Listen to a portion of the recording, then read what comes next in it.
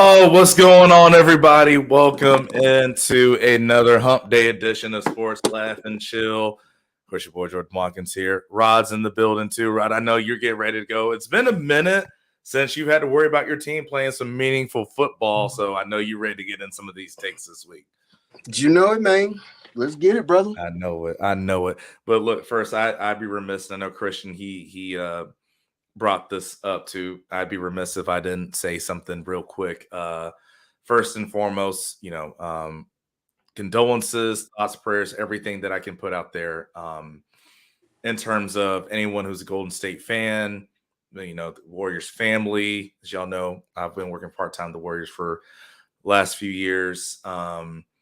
Anyone that's been involved in terms of European basketball, I know he was such a big figure in Serbia as well. So just a quick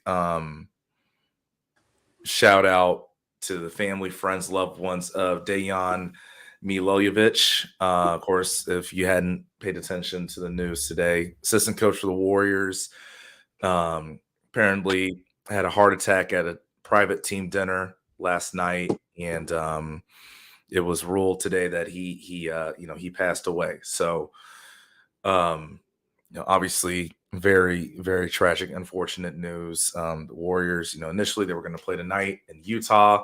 That's been postponed. You've seen a lot of people in the NBA family and just the basketball family in general that have given their condolences and have spoken out about it. And as much as I hate to say it, it's just another reminder in this world of, again, you just never know when things can happen, how they're going to happen. So again, as always, if you ever have a chance to tell someone you love them, you ever have a chance to just squash a beef, because again, you just never know from day to day what could happen with somebody and if they're going to be there for you to have that chance to do it again. So I want to let that be known. Again, like I said, I wanted to start this off of, again, just, saying my well wishes and all the blessings and strength possible I could help give to Dejan, his family, his loved ones, everyone in the Warriors community and the basketball community as a whole. So yeah, sorry, Raj, wanted to start off with that. No sorries. I respect that. Respects to him, his family, everybody involved, and then some. I don't know the person, but hey, definitely, absolutely. What's up, Gina? What up? What's happening? What's up, Gina? And I was just paying my tributes and respects to Dejan. Obviously, I know you know the news. You're actually the one that kind of broke it to us in our group chat. So yeah, like I said, I just want to start off the show kind of saying that. Yeah, I got to shout out Jason Battle. He is a friend of mine on X or Twitter, however you want to call it. And he was the one that said, like, oh no, like something around the effect of like he died, ? Or something. I forget his exact words. And then I was like scrambling like to get some kind of verification, and I saw something on Instagram, and that's when I cut that piece out from Sideline Sources and then put that on Twitter. Because I was like, is this confirmed or unconfirmed? Hey Christian, hey guys in the chat. So and then people were like, wait a minute, Woj hasn't, where's all the confirmed sources and stuff. So, but yeah, it's really sad. And can I just say that I'm really fucking pissed off that all these people who I don't know are coming into the mentions of a man that has passed away at 46 years old of a heart attack, has a wife and kids that he left behind, and these disgusting people are coming and talking about he died from being vaccinated. And Amen. It's just, amen. Stop. Yes. Stop. I don't care what your politics are, but a man has died. So enough. Just knock it off. But anyways, that's all. I don't care. Vaccinated or not, I don't care what your deal is. A man has passed. So just save it. That's all I have to say. And honestly, I think the thing for me too, like, first off, amen to everything you just said. The fact that that's the first thought that comes across your mind. Not yours to say that. I'm saying the first question that you have when someone has a heart attack, almost as if, I don't know, heart attacks were around even before COVID was a thing. No, I didn't realize. I'm sorry, I didn't realize heart attacks were a new thing since 2020. But yeah, it's just one of those things. That's the first thing that comes across your mind that you have to put out there. That says more about you than it does anyone who does get vaccinated, doesn't get vaccinated. Like, again, just agreeing with what you said. Yeah. And look, just one last thing. I know people personally that choose not to get vaccinated. So, hey, I've seen both sides. I really don't care. Someone died. So shut the fuck up. Like those people that I know aren't telling me that.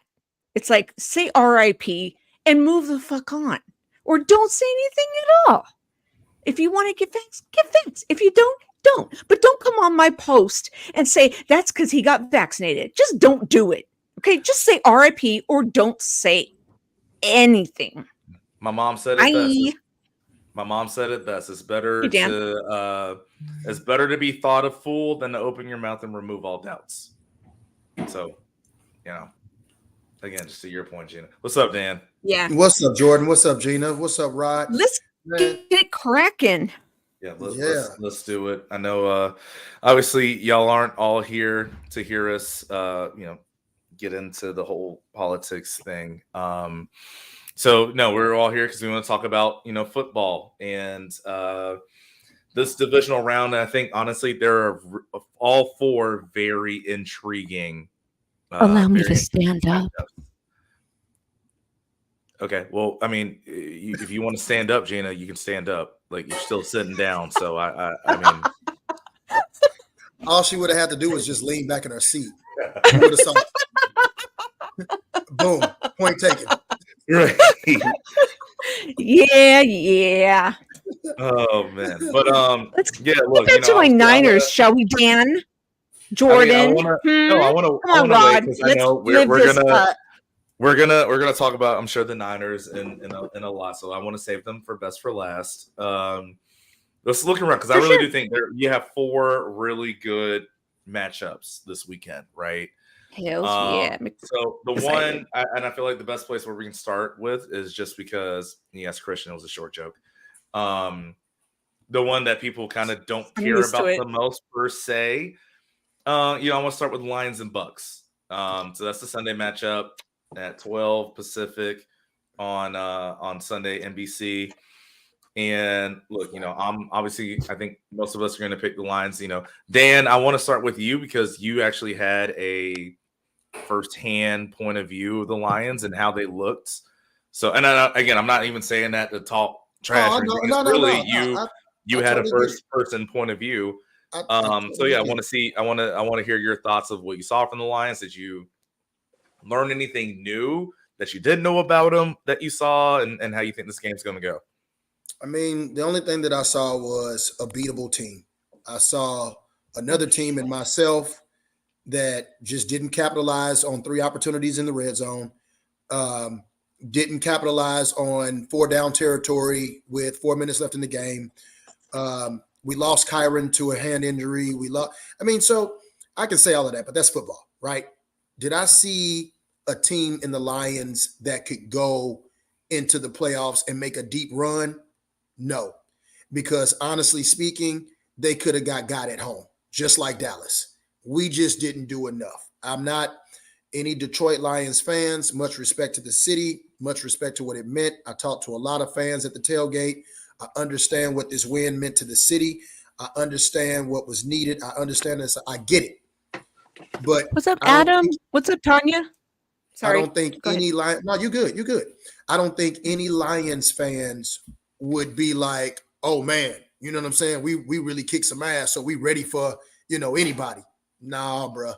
So I think, if I'm being honest with you, Tampa Bay and Detroit will be a very good game indoors. Do I expect to see the offense a little bit more stagnant against that Todd Bowles defense? Yes. I could see it because what did the Rams do in the second half of that game? Held them out the end zone. They didn't score another point. It was just like I said, it was our own. We beat ourselves. It's okay, whatever, whatever it is. But if my young defense can hold them scoreless in a half, Todd Bowles' defense can absolutely do the same thing. Any prediction, score prediction with that? With Tampa and Detroit? Because the 49ers will win, I have Detroit winning as well. Detroit will go to San Fran. They give the best chance possible for San Fran to have a test before going to the Super Bowl. Because I don't think Green Bay gives them a test. Green Bay, shout out to Green Bay. Great job. Beat the Cowboys, exposed them, so forth and so on. Fantastic. Tampa, I don't think they're strong enough to mess with the 49ers either.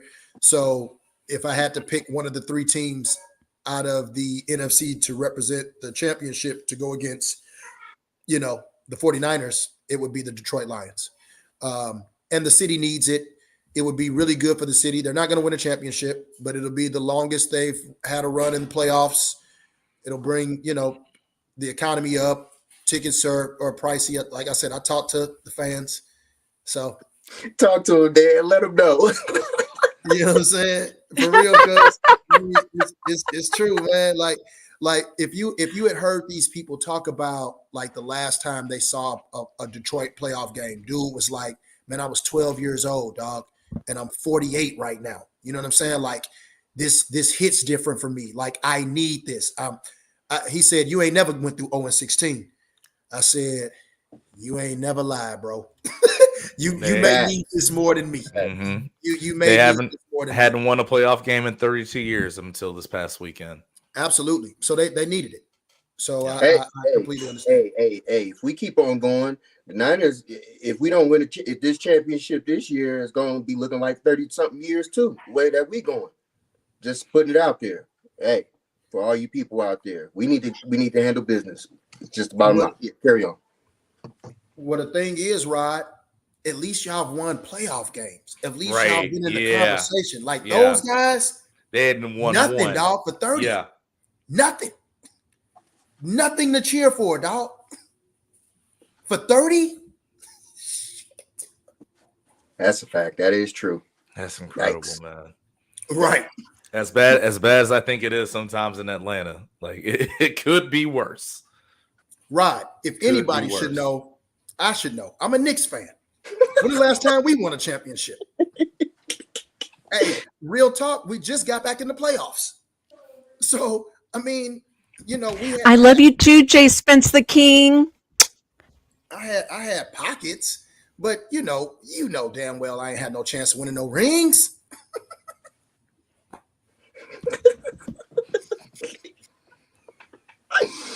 Pain, man. Real pain.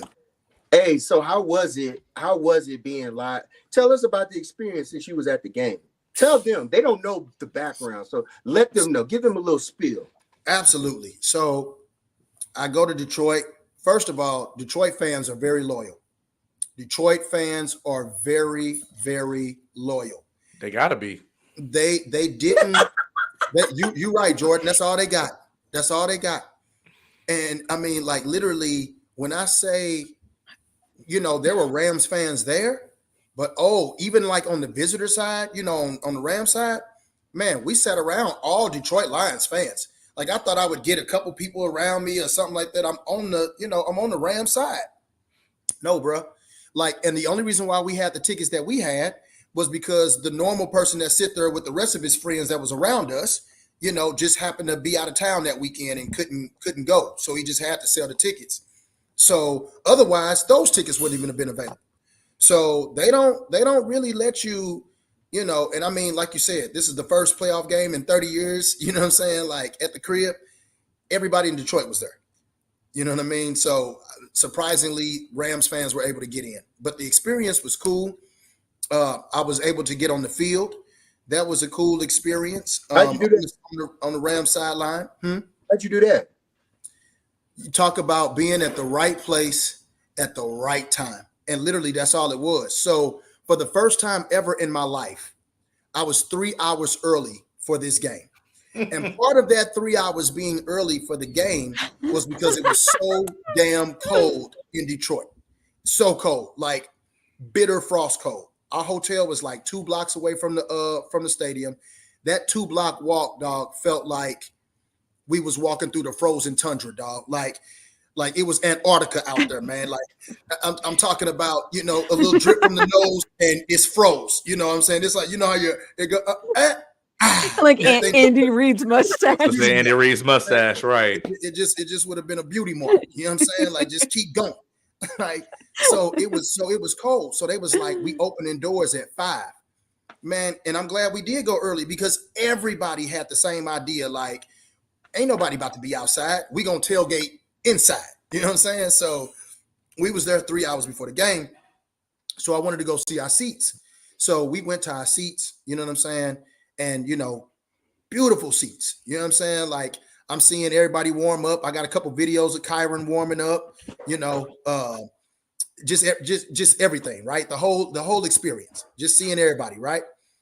So we sitting there or whatever, and this Rams fan points to my girlfriend. It's a lady Rams fan, by the way. It wasn't gonna be no motherfucker pointing to my woman. Talking about, hey, baby. It was a girl Rams fan, right? And so she was like, come here. She was on the sideline. So we close to the sideline because of where my seats were. So my girl goes down on the field or whatever.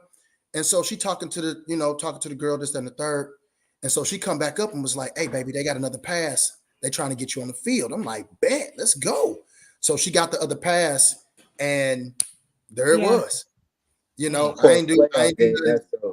I literally was just early sitting in the seats as Rams fans, and they was like,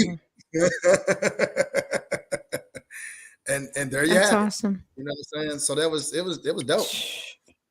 It was dope. So that's hella dope. Okay. It was dope. It would have been doper if we won, but I understand. I completely understand. So it's all good. I mean, we was playing with house money, man. We wasn't even supposed to be in this position. I'm actually mad we went this far because our draft pick could have been better. So you know what I'm saying? Like, here you go. Good job, Rams. Good job. Y'all was like, hey, man. Like, you guys, you underachieve when I need you to overachieve, and you overachieve when I need you to underachieve. Ain't this a bitch? Like this. Boy, I tell you, when I need you to be trash, oh, you wanna show some life. Oh, okay. When we have good teams, and I'm like, show some life. They're like, we're just gonna pack it in. 1, 2, 3, Cancun.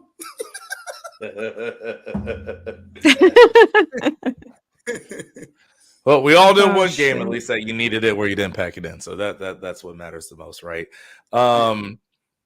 Rod, what you have any thoughts about this matchup, Tampa and Detroit? Hell no, I don't. I don't care who wins. Okay, cool. Moving on. Gina, I got a real game. I got a game to worry about on Saturday. I ain't worried about them teams that's gonna play us. I don't care about them. Right. All right. Well, Gina, do you share the same thoughts as Rod? So I don't have to ask you the question of what do you think about this matchup?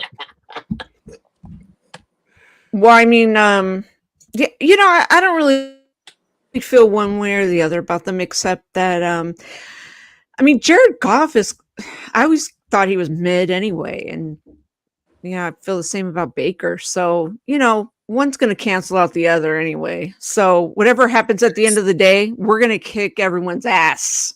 So we're winning the Super Bowl. So basically, I'll take Rod's answer for 100. And yeah. All right. One thing I thought was really cool after the Lions game against the Rams, and obviously we know all the underlying storylines that were with it, right? The post-game speech that Dan Campbell gave, and he ended it right talking about the game, like he was giving out the game balls, and he was just like, Jared Goff, like I'll end it with this, like, Jared Goff, you're effing good enough for Detroit, right? And that was kind of the dig of he wasn't good enough to be Thank you for the like like. that was just one of those things of like, okay, I could run through a wall for that coach, right? Like you say some things like that. I could do. I thought the kneecap stuff and whatever was corny when he first had his introductory press conference, but ever since then, more that I've heard and seen what he's been in, I was like, okay, no, They got him a I publicist, can roll with that. Jordan, They might have. They got him a publicist. Yeah, they might have. But I'll tell you this: I'm gonna ride with my it's the year of Michigan agenda, right? The Wolverines they won the Natty. It's finally the Lions won a playoff game. The Fab Five is back together. Even the Pistons are going to win probably the lottery pick, right, for number 1. So everybody's winning this year. Everybody wins in Michigan. So no, I really do think, in all seriousness, and the standpoint, look, as good as Tampa Bay's defense is, I really do think that the weapons that Detroit has, and also how they use the weapons. Shout out to Ben Johnson. Again, if you want to be the head coach in Atlanta, don't be afraid. I think that's how they can find advantages against Tampa's defense, and of course, that home field advantage is going to be even crazier, right? Like, you got the one win, now you get to do it again, so I think it's going to be even crazier. So I'll take Detroit in that matchup. Can't go wrong with either one. It's just which one wants to come the furthest to lose. I guess that technically be Tampa Bay because they're further. So they're the furthest. Yeah. So it technically be them. But Tampa don't mind. I mean, for Jordan, all the reasons that you said. Great story for golf. Great story for Baker. You know what I'm saying? Baker, we didn't know if he was going to be a backup for the rest of his career. He'd have went down to Tampa, got on a little streak. He about to get paid next year. Tampa going to bring him right back, probably sign him to a 3-year deal.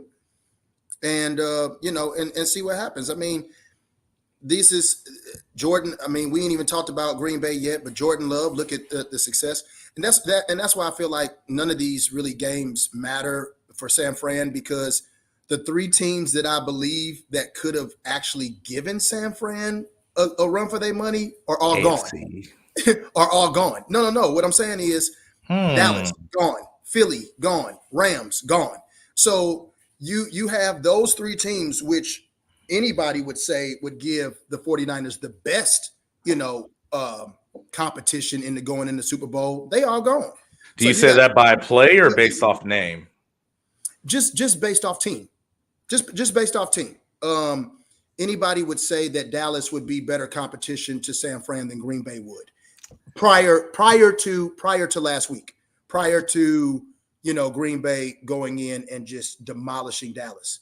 Prior to any playoff game, no one would have said Green Bay is going to give the 49ers a harder road to the championship than the Dallas Cowboys or the Philadelphia Eagles or maybe even the Rams. Nobody would have picked them or Detroit or Tampa to be like, oh, they're going to give the 49ers fits prior to any playoff game being played. Hey, that's all. Hey, y'all, just real quick. I'm in a Cowboys household right now as we speak. Oh, so you can only imagine why I'm kind of whispering right now. Because my sister is over here and she's a diehard Cowboys fan. Still going you through could only imagine she was trying to ignore me the whole day. Oh, you can't ignore me. You gonna see me. You gonna see me all day. But look, I want to say this though, in terms of shout out to Mel and them Cowboys and to my niece Ajane too. They cowgirl fans over here at the house. The sorry team. Oh, you ain't whispering anymore. Yeah, I'm speaking it all right now. They over here, they hear me right now, loud and clear. They team sucks. They home right now. And then they resign McCaffrey or McCarthy, whatever his name is. Mike McCarthy. What is the definition of insanity? Name? Jill McCarthy, Jean, whatever her name is too. You could have signed any McCarthy. It don't matter. Right, Paul. Paul McCarthy, not Paul McCarthy. You bring anybody up in here. It ain't changing nothing. It ain't changing nothing. Hey, Jordan, what they say the definition of insanity Oh my is? God. Doing the same things over and over and expecting a different The same result. thing So over and Mhm. over. what was the point expecting of different having result. a meeting with Mike McCarthy? What was the point if all you was going to say is, we'll try again next year? What? Hey, See, run it back. This is when Dallas fans are going to start going after Jerry Jones. This is where it's going to start. They've been on him. Well, they've been on him, but now more than ever, the old man is looking senile. Because wait a minute, you mean to tell me we have a plethora of great coaches out here, and your decision before you even bring a person in the building is Mike McCarthy is coming back? What? I love it. They're just letting him write out his last year of his contract. They'll continue to be trash. I don't think it's even that. I think part of it too is the fact that, again, you have to think about Jerry Jones, who he is, how much he loves control. Everybody had all these links and ties of like, hey, Bill Belichick makes a perfect answer for the Cowboys. I said, no, he doesn't, because you have a controlling owner. You got a controlling owner that we've seen that Bill Belichick loves. No, but that's what they said. He's on brand for that. But that's my point of like, that's the reason why Bill Belichick he did that with Jason Garrett. But that's the reason why Bill Belichick is not the answer for Dallas, because someone that wants control in terms of Jerry Jones. But, look, the reason why I want to say this real quick, though, in terms of, the Cowboys. No, I'm talking about the contract. In terms of names and roster. Well, look, Jerry's got enough money. If he wants to get outside of that contract, he'd do it. But absolutely, in terms of Cowboys and the Eagles, it means nothing. If you look like, yes, in terms of the roster and the names on the roster, I hear you in terms of, those should be the biggest threats for San Francisco. But again, if you look at how those teams have played, not even just this past weekend, but even in the regular season, like there's a reason why I said I was so wrong about the Eagles. And because, again, it was the places where I thought they were going to be good and succeed, they didn't do it. So I really do think, San Francisco, like they were already confident of, hey, the reason why they beat us last year is because we were on QB 4 or 5 or however many quarterbacks it was. And then, of course, they go in and they beat them on the road. San Francisco wasn't going to fear or be worried about Philly. They had no reason to be. And Philadelphia, though, they showed that on tape this whole season. The biggest loss that they had in terms of how embarrassing it was, yes, was to San Francisco. But if you looked at their tape and what they showed on tape even before that game, they showed they weren't going to be that team. Now, Dallas, same thing with them. If you ever saw Dallas play against a team that has a good running game, there was nothing they could do, right? Unless they were turning the ball over, getting sacks or getting interceptions, their defense just wasn't good enough. Now, of course, the fact that Dak Prescott was as bad as he was only helped exacerbate the fact that they weren't ready to go against San Francisco. But I really do think the three teams that are left, those are the biggest threats for San Francisco. Like, and I'm saying that in terms of I look at the play, not just the names and the rosters, right? And we'll get into that at least in terms of Green Bay and how they match up. But before we do that, we got to get into the two AFC matchups. Like I said, I want to leave San Francisco, Green Bay for last. So look at this one. The Houston Texans going on the road to Baltimore. I think this is going to be an interesting one. The main matchup, reason why I say that is because I want to see the Bobby Slowick, Mike McDonald matchup. Of course, that's the Texans OC versus the Ravens DC. The reason why I say that is because, we saw what Mike McDonald and the Ravens defense did against a similar offense, right? Bobby Slowick comes from the Kyle Shanahan tree of play calling. So that's why it'd just be really interesting to me. Of course, as good as CJ Stroud is, he's not as dynamic in terms of playmaking as Lamar is, of course. So that makes things a little bit different. CJ Stroud's Lamar. So that makes things a little bit different. But I think overall, I know what the Ravens' track record has been as of late. I think the Ravens do win this one. I think it'll be by about 13 points. But I think it's going to be an interesting matchup. Like, I really just want to see the game within the game, right? Like scheme versus scheme in this regard. Yeah, I agree with you, Jordan. It's going to be a really good game.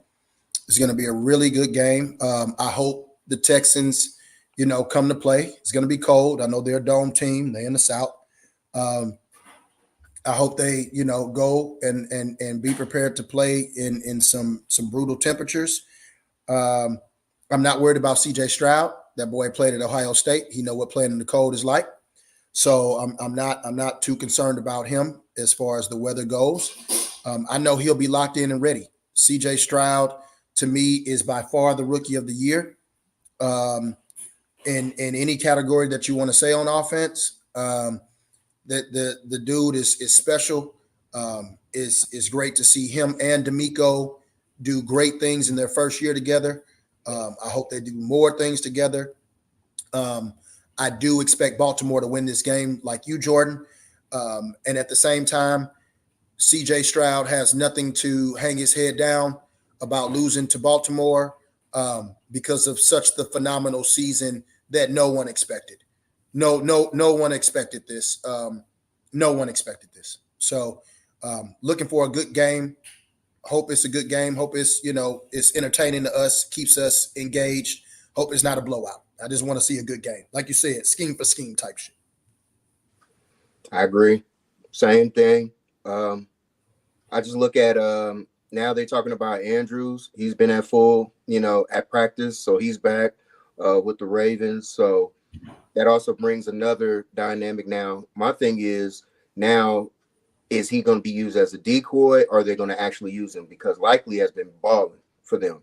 So what do you do with them, with both of them now? That changes up a little bit. Or do you just, spread everybody out, pause, and, go for it? You know what I mean? 2 tight end sets, boy. Yeah. Yeah. So 2 receivers on the outside. Go 12 personnel. Good luck to figure out what they're going to do with that. Good luck. Pick your poison. Good luck. So I definitely got the Ravens. I got the Ravens handing them a good one. I don't care what the weather is. I'm looking at like 31, like 14 or something. Okay. Yeah. Pretty good whooping. Yeah. Decisively. Then just in case, now, before. Oh. I was going to say, but remember what the Ravens did a couple years ago against the Titans? Yep. When they were the number 1. Just saying. That's all I'm saying. That's why. Now, don't get it twisted. I do believe that the Ravens will be in the Super Bowl. I'm just speaking on the rep, that they've had before. Just saying. Titans were an AFC South team.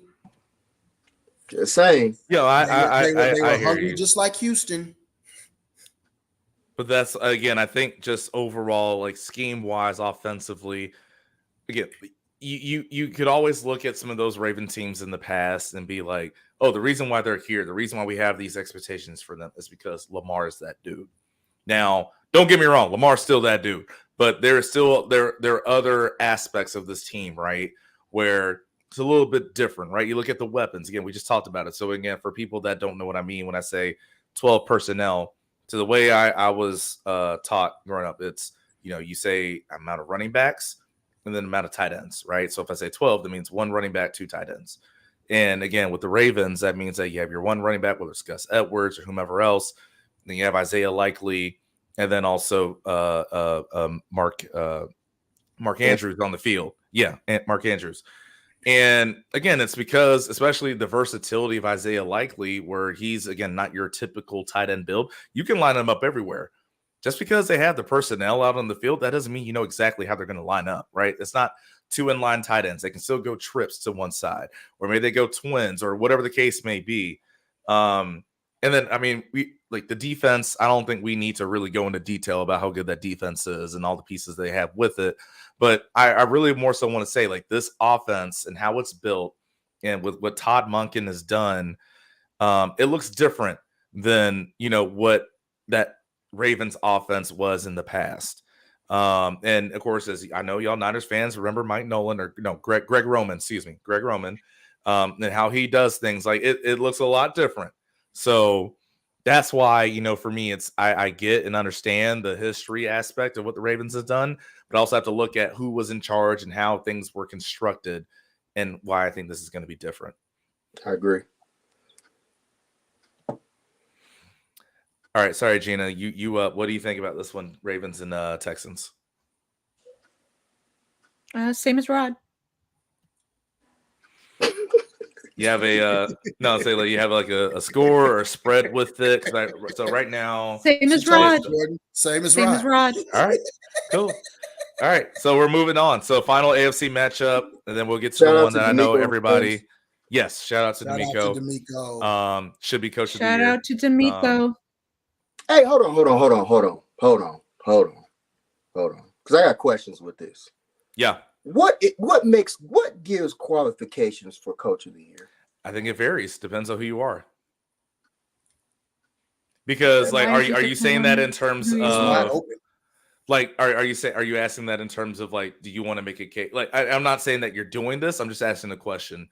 Are you asking that in terms of like, do you think Kyle Shanahan should be it, or like, what's the question? I don't even have Kyle Shanahan as the coach of the year. I would have looked at the Ravens coach as coach of the year, Harbaugh. John Harbaugh. Okay. Yeah. The thing for me, how I look at it is, what did you do versus what you were expected to do? And I think we all, maybe if we didn't think the Ravens were going to be this good, that's fine. We thought the Ravens were going to be a playoff team. Is that fair, I think, to say? The thing for me, when I look at Houston, remember, just last year, they won, 1-2 games? And now they win their division. So that's the thing for me, because remember, for a while, the two people for me that I'm like, okay, here's the argument. It was either going to be D'Amico Ryans or it was going to be Kevin Stefanski up in Cleveland.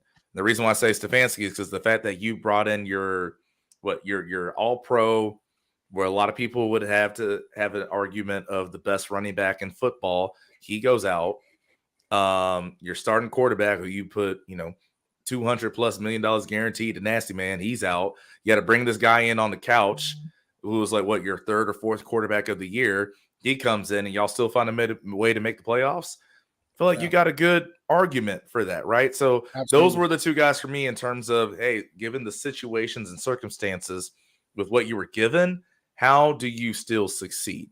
Or do you succeed over what's expected? And I think you look at those two teams, Houston and Cleveland, those are the two. But then, of course, we saw what happened this last weekend. I know they don't usually take playoffs into consideration, but I would say that even then, like the super young team, what D'Amico did in Houston with where they've been the last few years, like that's he's got to be coach of the year to me. Well, the coach of the year beat the other candidate. So for me, that if Stefanski wins that game, I'm probably saying, man, D'Amico, it was great. But Stefanski, to Jordan's point, 3-4 quarterbacks, backup running backs, you know what I'm saying? Still had to keep the defense going and, you know what I'm saying, still winning. Woo! And wins the playoff game, you know what I'm saying, on the road. Then, we may be tooting Stefanski's horn a little bit more. But right now, and like you said, Jordan, they don't look at playoffs, which they absolutely should. They absolutely should, especially for a team like Houston that where did they come from? You know what I'm saying? After a rookie quarterback and a rookie coach and everybody, I mean, it's rookies all around. You got rookie players. You got rookie coaching staff. You got, you know what I'm saying? It's everybody in the building. So, yeah, that organization deserves a ton of credit. Great hire by the Houston Texans. It was a no-brainer. And clearly D'Amico is proving that it was a no-brainer. You know what I'm saying? Clearly proven. I just be wondering, that's all. I just wonder how people, project. Because if you look at coach of the year and then you look at MVP, we look at the MVP for the person who's been the best in the league. But then we look at coach of the year by what you have done to produce better than what you were the season before. So that's why I just be wondering, like, how do people get how they feel? That's all. No, fair point. And again, I guess the reason why I say what I say in terms of MVP, because y'all know before Lamar did, especially like towards the end of the year, what I said was the reason why I picked Christian is I still go back to narratives about the 49ers offense at the start of last year. And the narrative was from a lot of people, this offense has everything, right? Like, again, this is still going back with Trey, and even when it went to Jimmy, and all these things, like they have the receivers, they have the running game, they have the offensive line, but then that changed, right? It was like once the trade for Christian came in, it's like, oh, this is the guy that they've needed to make this happen and make this explode and make this that work. It's like, wait, didn't y'all tell me already you had that before Christian got there?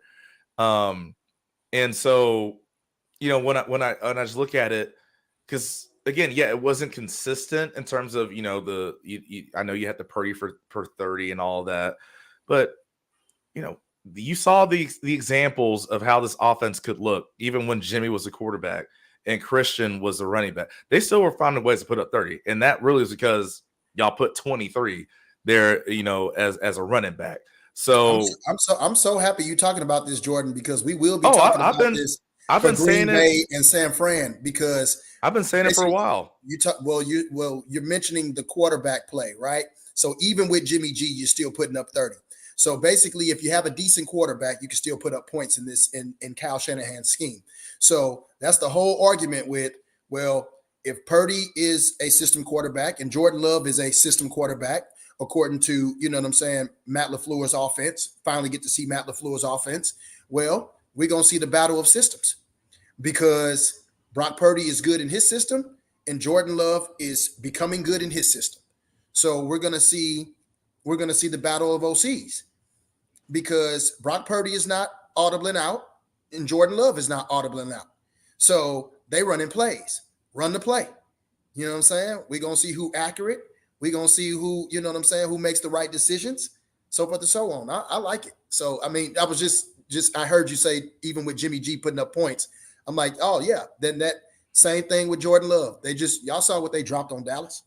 It's always dicey when we get into this topic, because I feel like you can never give credit to what's around Brock Purdy without saying that you're not giving Brock Purdy KPNC.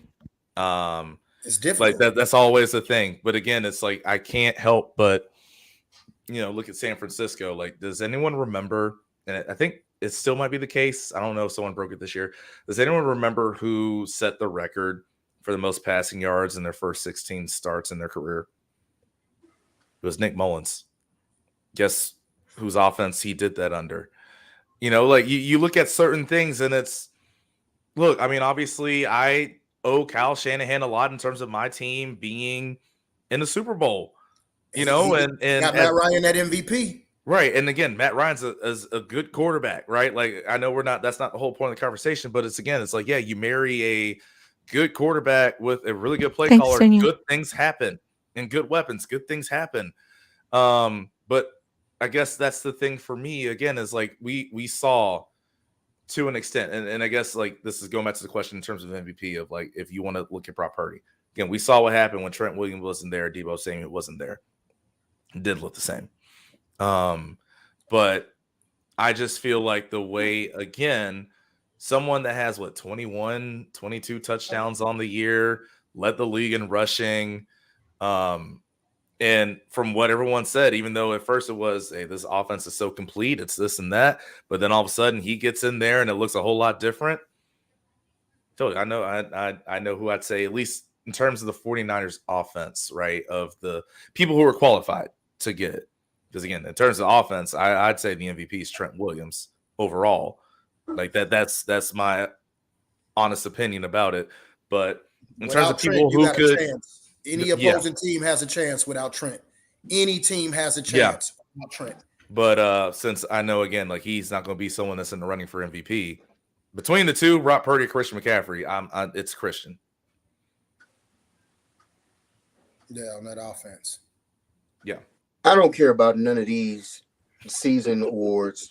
Give me the last thing at the end of I don't care about none of that. I know. We were just talking about it though. So no. Not saying you. I'm speaking in general. Like, I don't care about people getting mad because Brock Purdy is not getting the MVP. I don't care about none of that. Right? Who cares? I don't care about you want the MVP or do you want the Super Bowl trophy? Exactly. Like, all this, and I can guarantee they should have they should have been a Pro Bowler and all. Look, man, Oh my God. You worried about the wrong thing. Wait, I don't care about. But here's the thing: if the Niners win the Super Bowl, guess who's still going to end up getting an MVP? Probably Brock Purdy. There you go. Brock Purdy. There you go. Brock Purdy. I can tell you one thing: let us win. I don't give a damn who the MVP is. Right. The win is the win. A win is I don't the care. MVP could have been my punter. I don't give a damn. We won the poll. Can we say can we say Christian Juszczyk for MVP because them jackets that she's been making, those things go hard. I need to see if there's a way I can get her to make a Falcons one for me because those things go crazy. I wonder how much she now, how much the price don't went up. Because I know yesterday's price is not today's price, so I could only imagine how much she charging folks now. So, and I haven't started getting commission checks yet from my new job, so I might be priced out. I know that's right. Shoot, I might be priced out. Hey, I ain't got to get no commission checking. I might be priced out. Shut up, Dave. All right, well, let's make this one quick so we can really lock into the Packers Niners. So Chiefs Bills, right? It's gonna be a fun matchup. We've seen these two teams match up a lot. Especially I can't wait to see Mahomes lose. This is the one game where I'm picking the away team to win. I'm actually taking the Chiefs. I think that defense is gonna. I do. I think that defense is gonna give problems for Josh Allen. Hey, look, defense travels in the postseason, right? Like that's the thing. Defense travels, and that's a really good Chiefs defense. So I'm picking them. I think that with what Pacheco can do on the ground, that's going to be enough. It's going to be a low-scoring game, very low-scoring game, but I'm going to pick the Chiefs.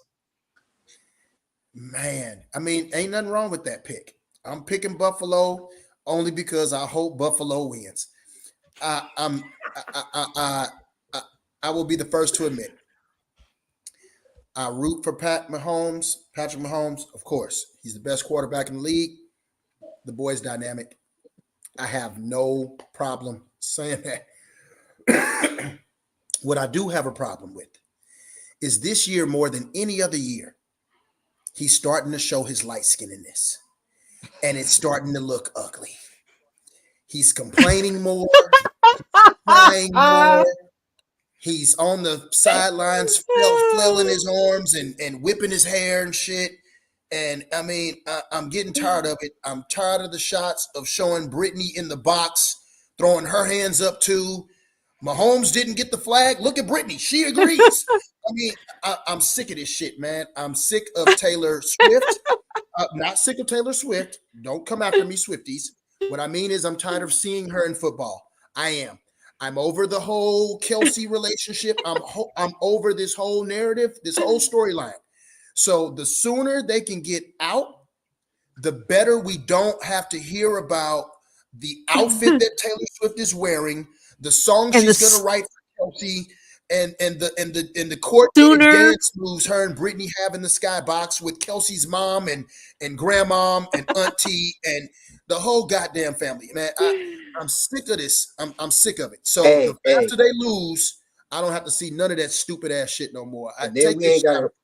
We ain't got to see that old whack ass unseasoned swag surf also.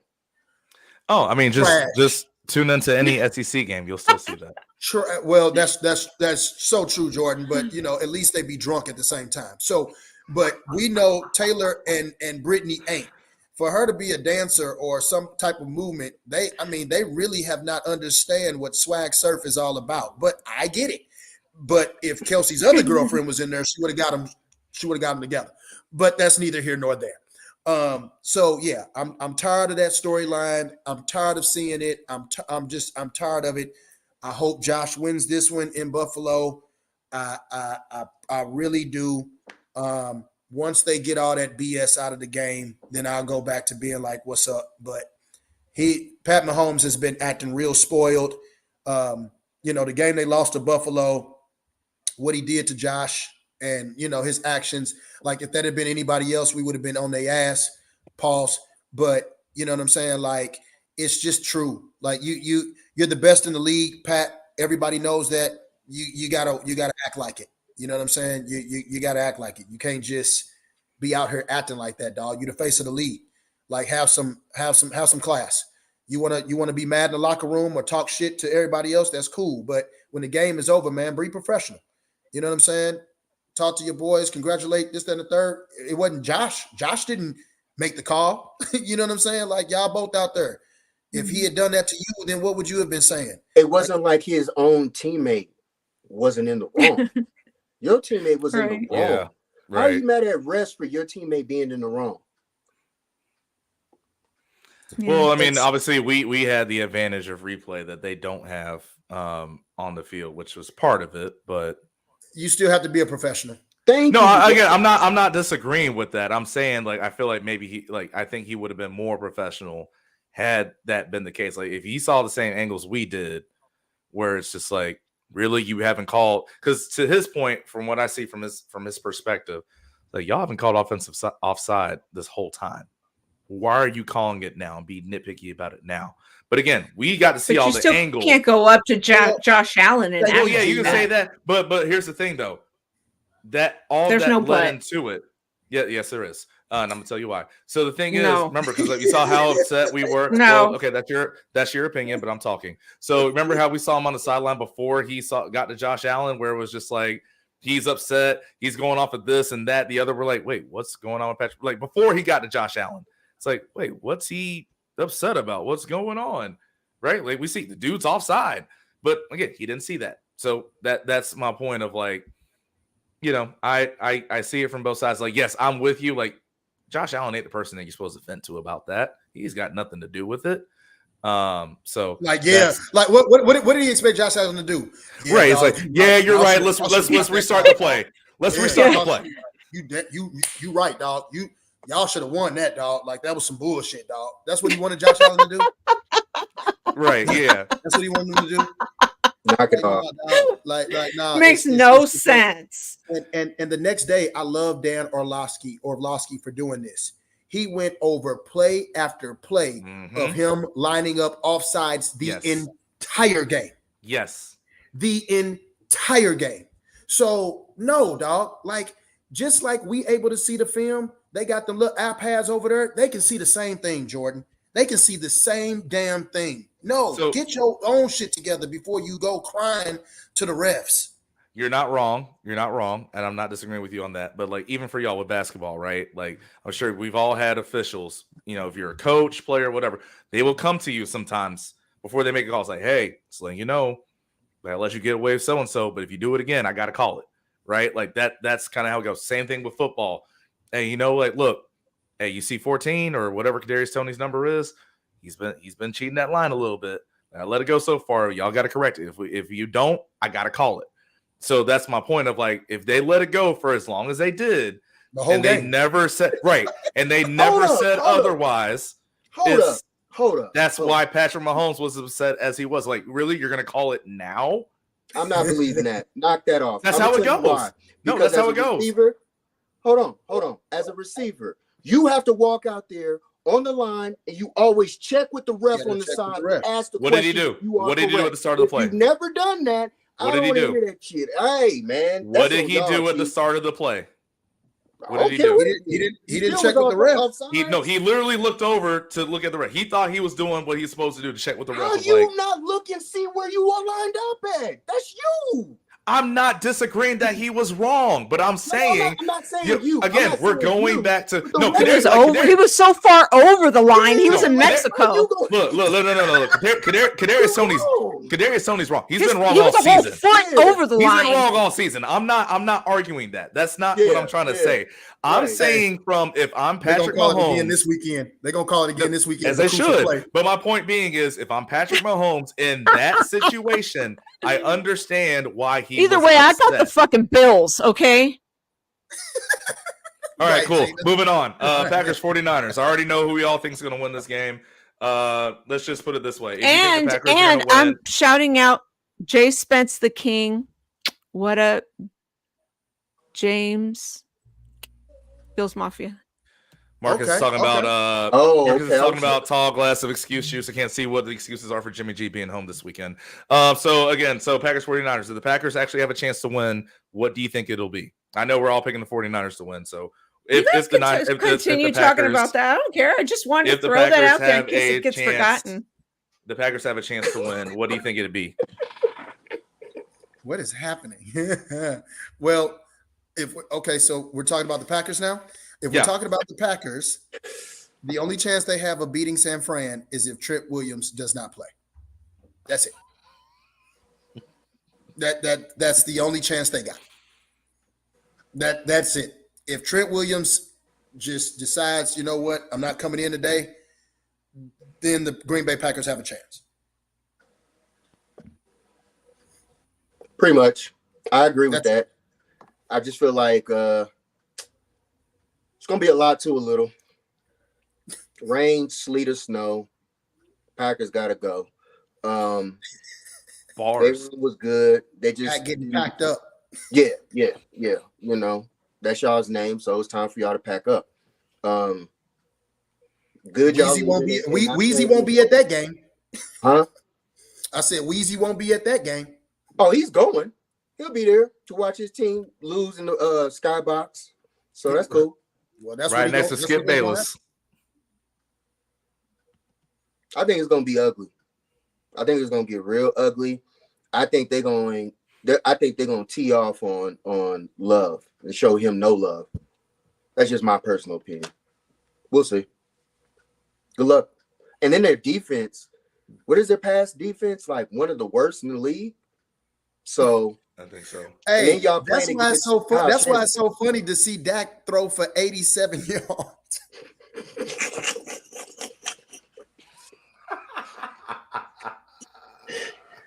Shout out to all these Cowboy fans around here.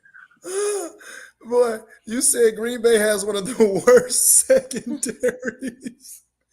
And your boy Dak, Mr. MVP candidate, all pro, threw for 87 and a couple picks. But what do we always say every year around this time? Dak will Dak. Dak will Dak. Dak is consistent. I mean, boy, he almost fooled me. He almost got me. He almost got me. Y'all be falling for that Dak. Oh, that boy. Never again. Dak is going Dak, and you don't have to look back. George said he was going to be good this year. And technically, to George's defense, he was good this year season than he did last year. He was good this year. Yeah. But he did like I knew he was going to do come playoff time. Dak said, y'all know I don't play extra football for free. My contract say I play for 17 games. There's a lot going on with Dallas. That's real. I really want to know, and I know we won't figure this all out till Micah Parsons does his podcast 15 years down the road. What was this whole story between Dak and CeeDee Lamb?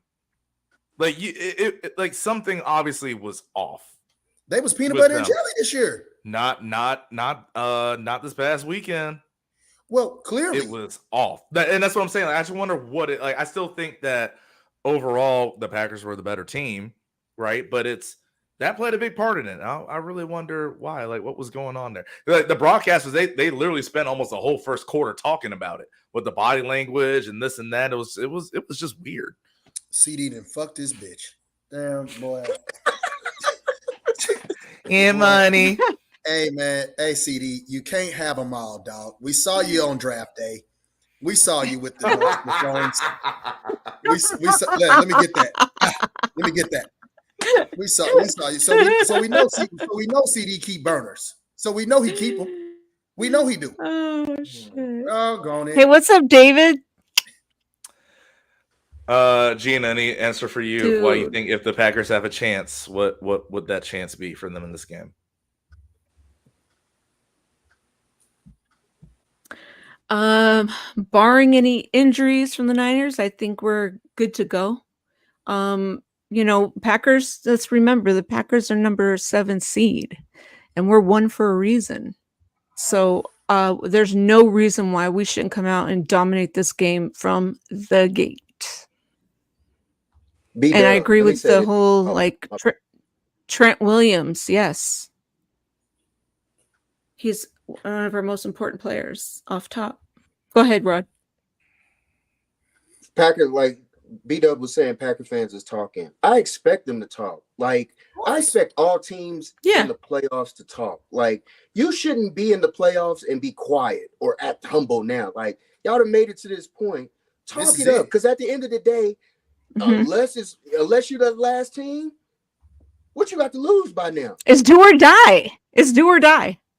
I expect them to talk. Talk it up. Just remember how you going to feel when the game is over. Absolutely. I have a question. And this is and Jordan is going to love this. I just want to know if there's the slight possibility, the slightest, that Green Bay wins this weekend. I'm not concerned one bit. All I'm going to, and I know, Rod, I know. I just want to know from you all what the outcry would be. Oh, I'm going to tell you flat out. I'm not going to be on, hey, I'm keeping it a buck. Let us lose this game, you won't see Rodney on this show for about a month. And I'm just going to be honest. I'm going to be a sore pause loser. I'm just being honest because I'm not going to be ready. I'm not going to be prepared. I don't want to hear it. And I'm just being honest. Y'all can sit here and act like y'all want to hear this every game and every week. Right. And, it's just a year and then we lose and be on the show. I'm not. I'm going to be honest. I'm a sore loser. So I already know how I'm going to be. I'm going to be ready to fight somebody. So any mispronounced word or whatever, no. I know me. You know what makes it worse, right, Dan? Is the fact of, again, what tree does Matt LaFleur come from? I'm also a sore loser. Oh, we know, Gina. Well, I'm saying that like if you have one of your pupils come in and out coach you on the road and they win, like that makes it that much worse. It makes it that much worse. Look, I think at the end of the day, here's the reason why. If there's a reason why the Packers can win, it's the line of scrimmage. That's what I'm looking at. I know y'all said Trent Williams, but I want to go even further than that. Look, Rashawn Gary is a dude, right, on the Packers front. I think both of their D tackles in terms of Wyatt and Kenny Clark are really good. Look, I saw Kenny Clark anytime he goes up against Chris Lindstrom, as all-pro guard for the Falcons. Kenny Clark dominates. Like, he's been really good for years. He's underappreciated because he doesn't get the numbers, right, like an Aaron Donald does or like what Javon Hargrave did in Philly last year, things like that. But that's a really good player. Preston Smith on the other side of that line is really good too. Devondre Campbell might be someone like they don't have like a set of linebackers that's as good as San Francisco, but Devondre Campbell and how athletic he is and how he can go sideline to sideline is pretty similar to what Fred Warner and also Dre Greenlaw can do. So like they have to win up front. And so that's my thing. If the Packers and their front seven, if they can cause problems for people not named Trent Williams up front for San Francisco, because I don't think anybody can give Trent Williams problems, but if they can give that front problems for San Francisco, that is the only way I can see where they might have a chance to win. Because look, I really do think offensively, with again the scheme, look again, if there's anyone that knows how to beat this defensive scheme or system, it'd be someone again that's learned under Kyle Shanahan. So I think that their offense can do enough, but again, it's more so of what are you going to do defensively? Can you help control the line of scrimmage? That's going to be the big question for Green Bay and how they can do in this game. Shout out to Miss Debbie. Shout out to you. Shout out Miss Debbie. Hey, Miss Debbie. Yep. I missed Debbie. Man, that's nuts. Yeah, I agree. I know, Rod. I already know. That's why I asked. Like, what would anybody say at that point? I mean, obviously we'd have to watch the game to see, what the causing factors were. But knowing like it's now or nothing, like this is it, dog. It's set up for the 49ers to just tiptoe to the doggone Super Bowl, man. Like you ain't got no real challenges on the way to the Super Bowl. You know what I'm saying? Like this is the road. You know what I'm saying? Like if you like this is our competition. Our Exactly. real only competition really is the Ravens. That's That's it. it. Also, don't lose to no team that lost to the Falcons. I'll say that much too. I mean, we lost to the fucking we beat Browns. the We lost Packers. to the Bengals. I mean, Browns come are a on. good team. Like, Browns are a good team. Well, they I ended guess up being that's what I'm. they ended up That's being what a I'm saying, playoff though. The team. reason why San Francisco lost that game is because guess what? The Browns were more physical. They hit San Francisco in the mouth. I mean, And we that's even why I'm lost to saying, the like, for Rams. Green Bay, that's a little different. But so, like, that's what I'm saying. For this game, guess what you got to do? You've got to find a way, especially on defense, to We hit was a San playoff Francisco in the mouth. No. I know. I'm playing with you. Because you got the Steinway in the back. I'm not worried about no team in the NFC. I know you ain't in our group chat. I've been saying this before the playoffs. I'm not worried about the NFC. That's just being honest. I'm not worried. Yeah, I said no. before the season Yeah, was me over. neither. I'm not worried about You no said it team before. You said it before the season started. There's a reason why you keep saying Super Bowl or bust. Is because you're not worried about what else is out there. It's all about in-house. Absolutely. It's in-house. Yeah. Everything is in-house. So if Kyle Shanahan outcoaches himself or overthinks himself and he will do that game up, and we've seen it. I know. I know. Fans have seen it. Jordan, you've seen it. Yeah. You know, it happens sometimes. Sometimes Kyle just, for whatever reason, has coaching farts. Like, what are you doing, dog?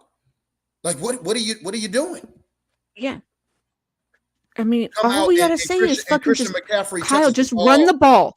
5 or 6 times in the second half or something. Like some stupid shit like that. Like, wait, what? What? Yeah, he'll do it. Run the ball. He'll do it. Right, exactly. Just run the fucking ball down their throats. Pause. No, in this game, you know what? No, what's no. up, Trey? We got Trey in the pause. house. Run the ball down somebody's throat. Ain't no pause when it comes to being physical in football. Run the ball down their throats. They can't stop it. There's a reason why when you played this team the last time you did, and Mike LaFleur was the head coach, both the times you played him in the playoffs. What won you the game? Special teams and running the football, right? Up in Lambeau last year. What happened when you played them in the NFC Championship down in Levi's? It wasn't because you threw the ball, because you ran the ball and they couldn't stop it. Don't reinvent the wheel against the Packers both times in the playoffs. That's all. I just want to hear. That's it. No, that's why I let off. Like the last 2 times you played this team in the playoffs, what did you? No, do? I just wanted you to say it again. That's it. I just messing around. So this is the narrative, Jordan. Asshole. And right. So this is the narrative, Jordan. And while Rod is talking about beating these Green Bay Packers so many times. Well, some would say the Achilles heel to those teams was Aaron Rodgers himself. Some would say that because Aaron Rodgers wants to do his own thing and wants to call his own plays and get in the way of being led to victories. So they're saying now that we got a Jordan Love who actually wants to listen to the coach and listen to the game plan and execute the plays, we're going to see what happens now. That's what they're saying. They played against the Cowboys last week. Y'all know what we did to the Cowboys last week. I mean, during the season, like you do know, like one thing that's interesting with this, the two highest rated basically quarterbacks from, I think week 8 or 9 on from the rest of the year up to this point has been Brock Purdy, Jordan Love. So it'll be interesting. It's not like he just did this last week. He's been doing it for a while now. So, like I said, it's gonna be and they needed to win every game. Right, and that's the thing. So, what was his name? Ben Kurt, I think, is the guy. Like, he's a former NFL quarterback. I think he was with the Packers for a bit, with the Falcons for a bit, and he was talking about that. Like, there is something to say about that, where if you have a team that's coming in and they're do or die, fight or flight mode almost every single week, and you're going up against a team that now you got to ramp it back up again, right? Like San Francisco. Look, we all know the 49ers are going to go to the playoffs for a while. We knew they were going to win the NFC West for a while. Now, of course, it was a matter of what seed they were going to get. But for the most part, they've been pretty safe and secure for a little bit. So now, right. And so the thing is, for Green Bay, that was never the case. They've been in this go mode for a while. Again, I'm not saying that that's going to be the reason why Green Bay wins. I'm not picking Green Bay, but it is something interesting to think about in terms of how the Packers are going to come out in this game. Hit that like button, guys. If you haven't already, hit that like button. It'll be a good game for sure, man. I can't wait, man. We here. We here now. Final 8 teams. Now my question is, if Detroit, for some strange reason, stinks it up, oh my gosh. That's all I'm gonna say to that. It just became that much easier. Oh my gosh. It just became, because I mean, let's be honest. Detroit could have got beat last week easily. You know what I'm saying? Easily. Could have got beat last week. Should have probably got beat, but we know what the deal is. I can see Tampa Bay going into Detroit and giving them problems. That's not out of the realm of possibilities. Well, let's not forget what the situation looked like. I'm just saying this in terms of, like, yeah, I think the San Francisco-Detroit game would be very interesting. I'm not gonna just outright say that if Detroit were to lose, it gets easier for San Francisco. The reason why I say this, again, Tampa Bay is one of the better red zone defenses in the league. And look, you can say what you want about Baker Mayfield. Dude's been balling this year. He has a connection with Mike Evans that's been working. And again, like Tampa Bay, they had their chances in that game at Levi's to make some things happen, right? Like even late in the game, they had a chance. I think it was 13-7 at halftime as well. So I like the reason why, again, it kind of goes back to our conversation earlier, right? Of just because the Cowboys and the Eagles are out, I don't think that makes things easier. Because again, if I look at how the Cowboys and Eagles have been playing as of late, I just think they're not as good as we all thought they were supposed to be.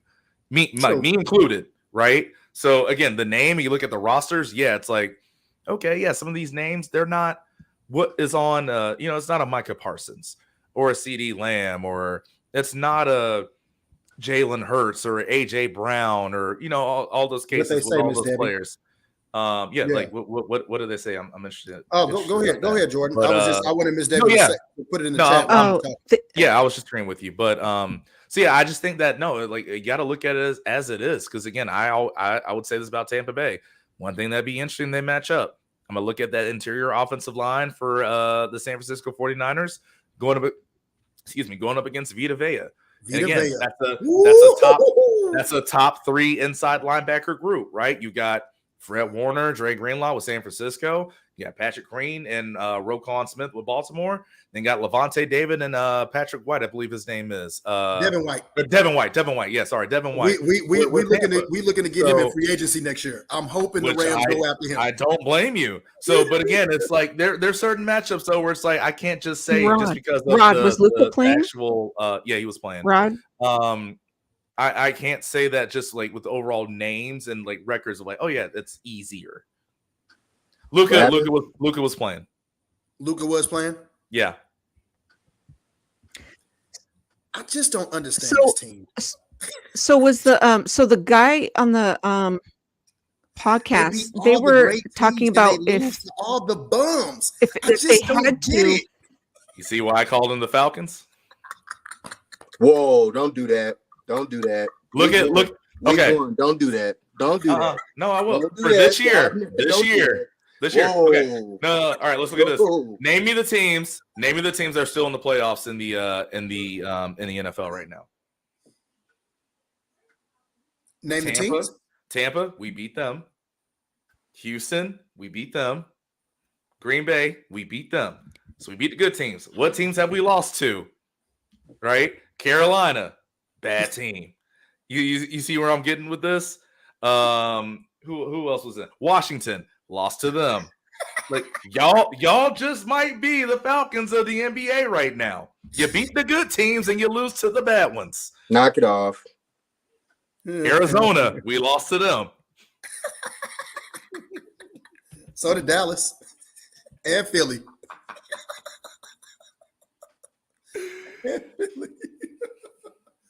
And Christian, first off, shut up. All right, we're not talking about history. We're talking about this year. This year, Christian. Thank you, Christian, for speaking facts. I guess the fact is the Lakers do have a championship this year too. I forgot. My apologies. Last time I walked into what is it, State Farm Arena, I didn't see too much hanging up there. It's pretty. There's a banner up there. We have a couple of banners up there. No, that St. Louis banner is mine. I didn't say where it was from. I just said it was up there. No, I just said it. I just said it was up there. I didn't say where it was from. The State Farm Marina, boy, that thing be collecting dust up there.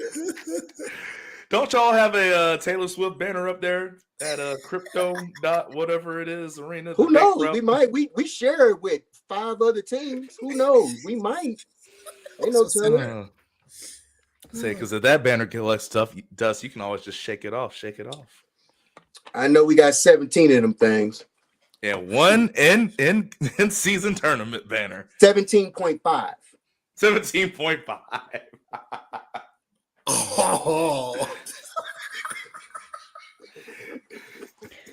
Boy, you got 17 in the 10th.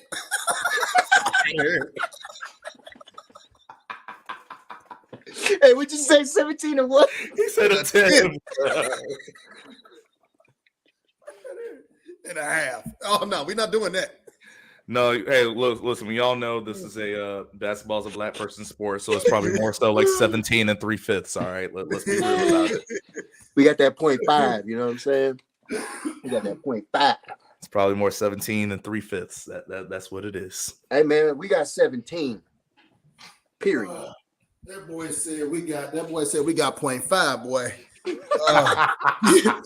you know the difference between a 6'4" and a 6'4'5"?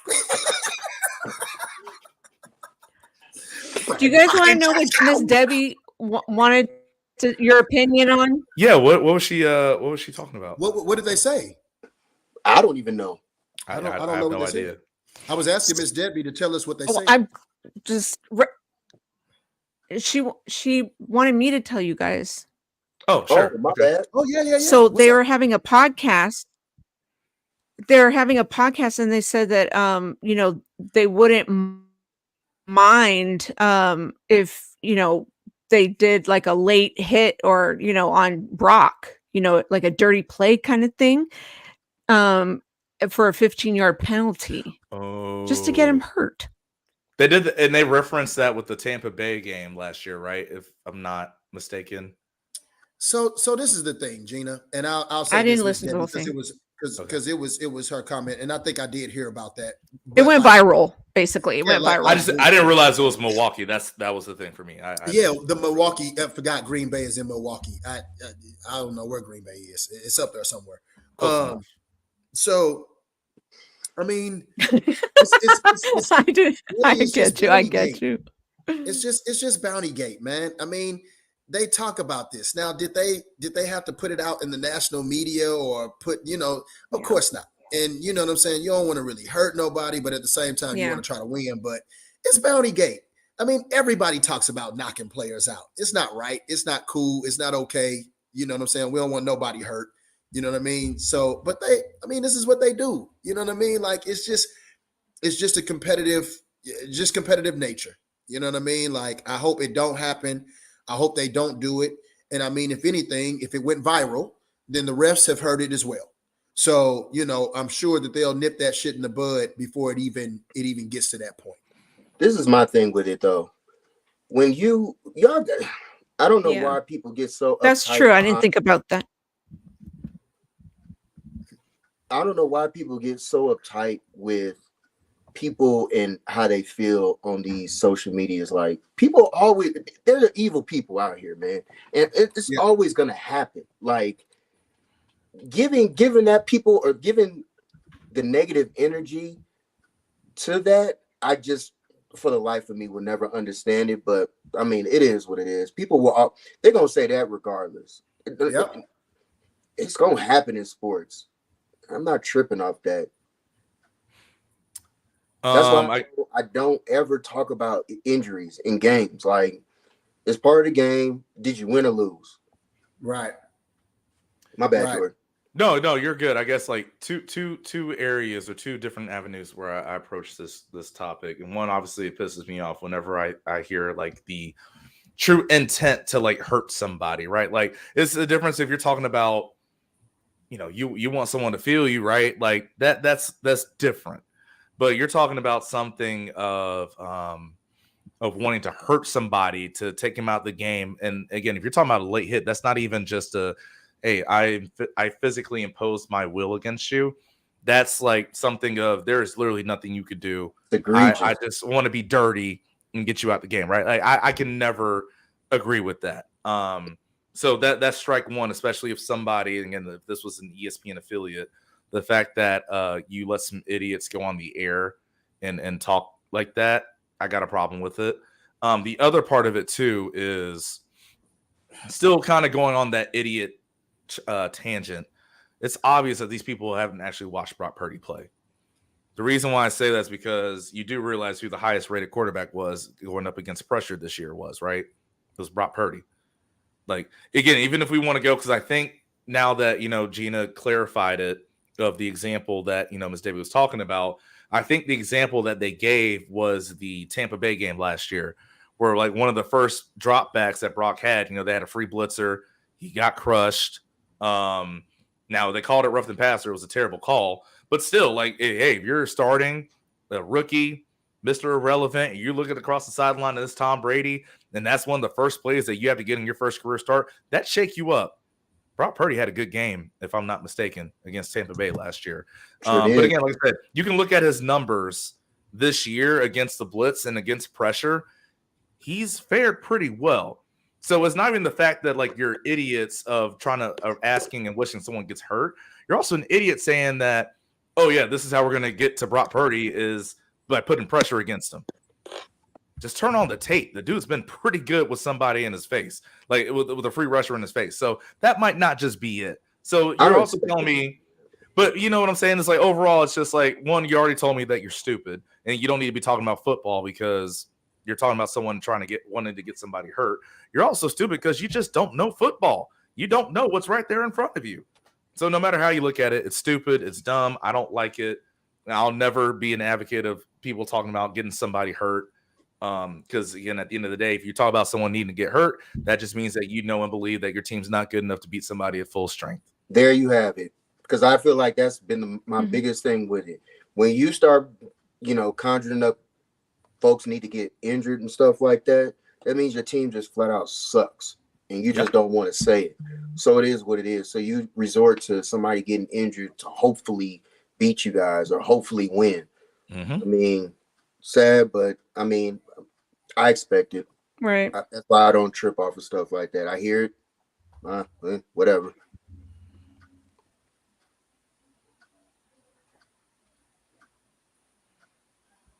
Gina, anything you want to add to it? Nah, I'm out, you guys. Those lights are blinding me here. I gotta rest my eyes. Oh, sure. I think we're about done anyway. I mean, we hit on all the games, unless there's anything anyone else wanted to add on to it before we finish up. Hell, we about to See y'all next Monday. See y'all next Monday. Game day, baby. Well, sounds good. Well, of course, as y'all know, for whatever reason, I still can't hit the outro. So one of y'all do it. I guess we're out. Hope everybody. Jordan, I don't know what it is. I don't know. Good night, Marcus.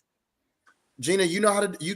Can Gina still do it? You guys can't hit it. I don't even.